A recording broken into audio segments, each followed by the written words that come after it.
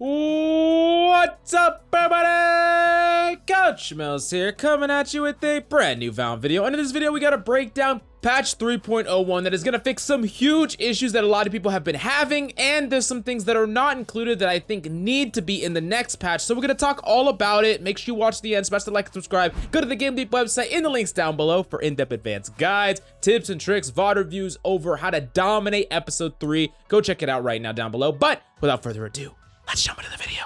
Now, first, we're going to read exactly what they have to say about it. We're going to talk about it, and then we're going to talk about the changes. So they said this, quote, patch 3.0 was like an oversized meal where now we get to sit down and let the food settle. As we hope you can tell from the bug fixes below, we're still tackling a few issues and letting the major patch 3.0 changes play out while we spot some potential future changes. So basically, because patch 3.0 was so gigantic, we're still dealing with the fallout of that, including big bug problems, including a lot of issues with the patch, and they kind of just want the patch to rest a little bit before they start adding more changes to the game. So they're not doing any huge agent changes this patch, but there will be some coming around the corner that we're going to talk about at the end of the video. But for now, let's talk about first the bug fixes. So the bug fixes to agents. Sage can no longer place barrier orb on some projectiles while they were in the air, and it has actually been shown that Sage could place her wall on some projectiles like Viper's toxic orb, which was definitely not intended at all, and they just patched that the hell away. They fixed a bug where Skye was able to activate the flash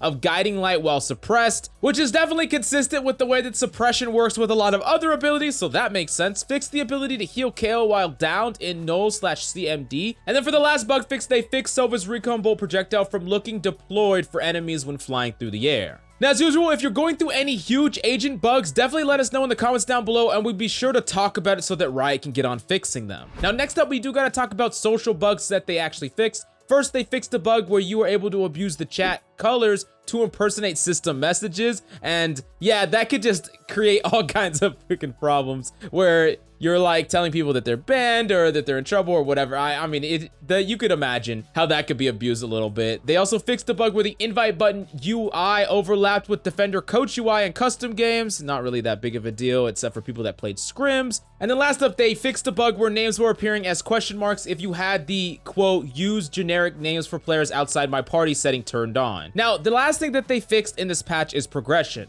Fixed alignment issues in observer view, fixed account leveling issue where some of you got a lower level than intended. If impacted, you'll receive your current account level and you'll keep the AP gained while playing at the incorrect level. Fixed visual issues affecting account leveling at the end game of screen. So this fixed account leveling thing might have already affected you, or it will affect you this patch, where all of a sudden you're gonna go from like rank, I don't know, 29 or something to like hundreds, in the hundreds now, because it's supposed to calculate all your total playtime for your account level, and it wasn't doing that before, and now it will. So you might get like a really giant boost, and you'll be really in probably the hundreds, maybe even in the 200s, depending on how much you grind this game. Now, honestly, this is a pretty shallow patch, and it can be easy to get frustrated. I know it's sometimes not that great when we don't get that huge patches, but fixing a lot of bugs is definitely a really big deal, and we do know that there is two big things that we can expect right around the corner. They said in early episode 3, we're going to be expecting a Yoru rework, which is probably just around the corner, maybe even in the next patch, and we can expect a 5v5 mode sometime in early episode 3. So we don't know exactly when that's going to come. There's going to be some additions pretty soon, just around the corner. So I know that this patch might be a little bit light, but there is more things. But I do also think